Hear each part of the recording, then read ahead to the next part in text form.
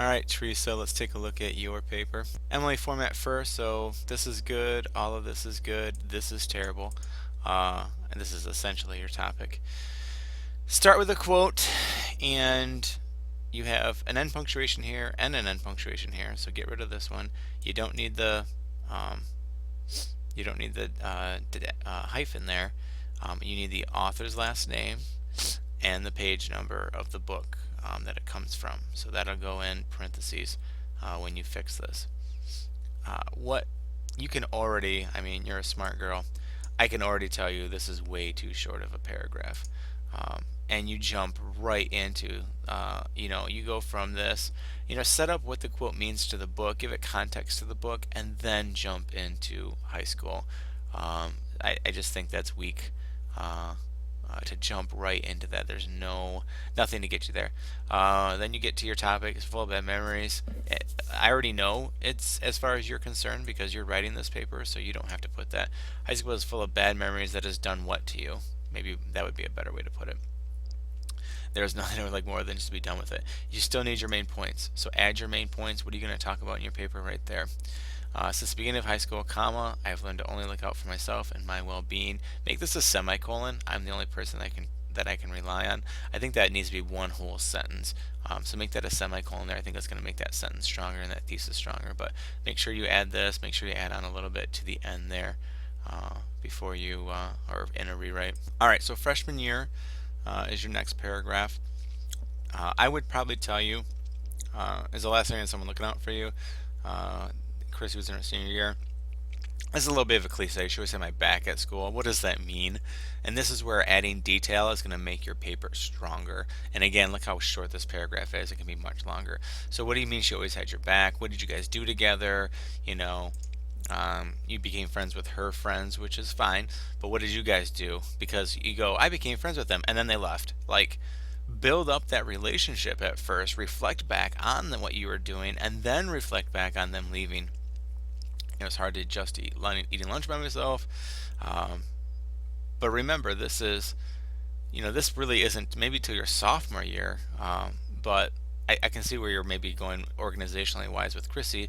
And had you wrote your preview up here of your main points, I know where you were going, but I'm not exactly sure where you're going. So anyways, not having talk about what you used to do before school. Talk about what you used to do after school that was hanging out. That's so important because otherwise it doesn't mean anything to me that you miss these friends because I don't know what your relationship was like even. So try to figure that out and fix that. Get rid of very. Don't use very when you write. Um, Little did I know it was just the beginning of my misery. That needs to be a much better transition. Um, Try to link these two concepts together, which I think you were trying to do here. Uh, and maybe you can combine this into this somehow, but you need to make sure that transition is strong. You can be a lot more specific with your topic sentence here.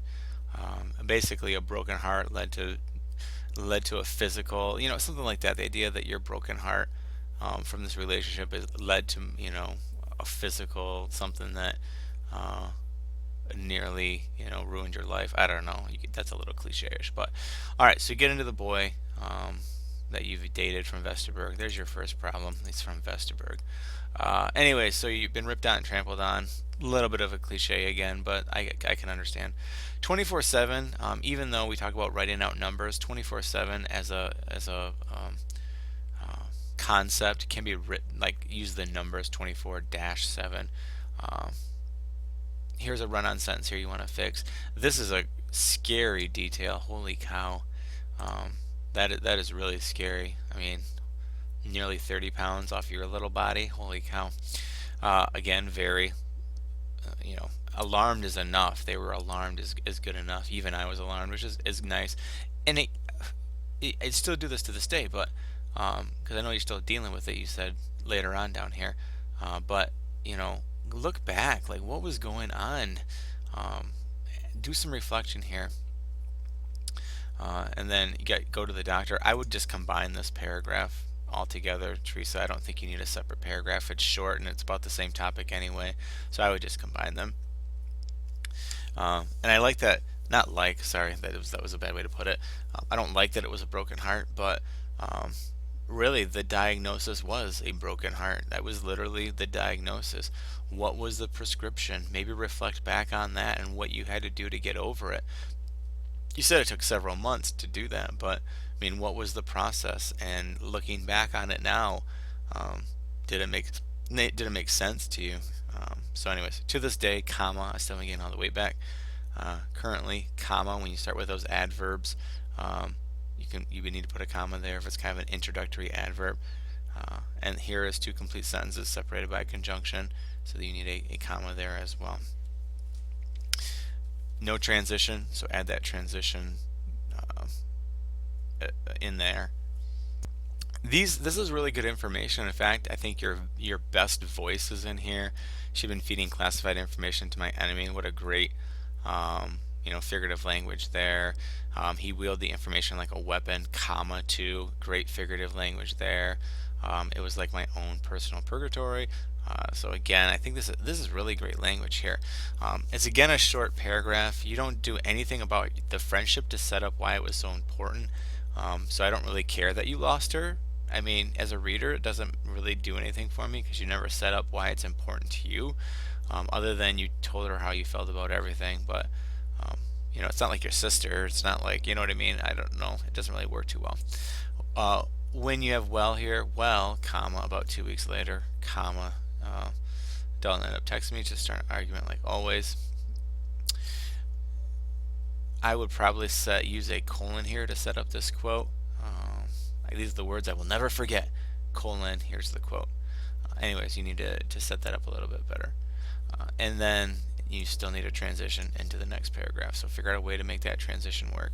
Alright, so junior year, pick myself and cutting people off. Not a bad topic sentence. Although, maybe be more specific within the body about what you're doing to pick yourself up and cutting people off. Again, pretty good. I like your voice in here. Walked on in a haze. This is your thesis statement, so make sure that you're bringing this up in every body paragraph about how you need to trust yourself. And maybe this, even up here, talk about the girl, like, I realize I can't trust even people that I thought were my friends. I can only trust myself with that kind of information, something like that. Okay, there's the word very again. We gotta fix that. I didn't know Steve was in the UP, by the way. Is he still up there? I thought he was farming, but maybe he's farming in the UP. I don't know. Tell him I said hi. Anyways, Teresa, I really like this paragraph as far as it was a really good voice, and I really like that part about it. And then you get to the end here. I used to hang out with them constantly, but afterwards I liked being by myself so no one else could see me suffering. Again, transition. Do you have a strong transition into the next paragraph? Try to figure out how that will work without even reading this paragraph. It looks really short, and I think this is where you can combine these paragraphs again.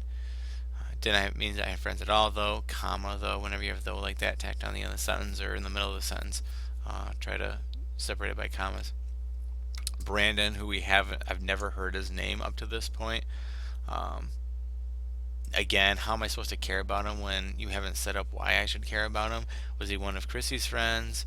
I don't know. So, try to make him significant so that it's important that you're bringing him up. Go back to your paragraph on your friend. He is one of the 3 people that I completely trust. Well, if we go back to your thesis statement, I'm the only person I can rely on. Okay. Now, you are saying, you are saying that you can rely on Brandon because he's your rock. So, does this paragraph make sense that it's in here?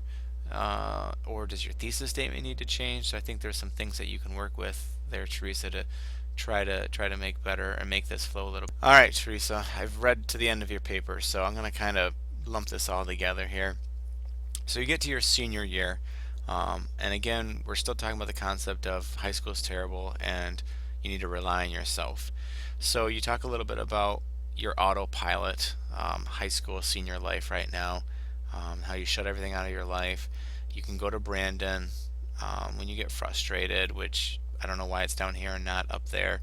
And then again, your autopilot, of what you're doing, it's made you miserable.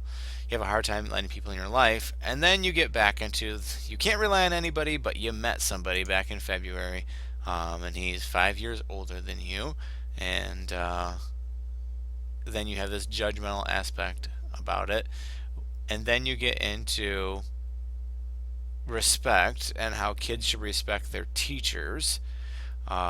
And then you get into how teachers are just trying to help you out, and how Mr. Brake and Mr. Dillon have really helped you out. So I'm going to try to just do this all at once.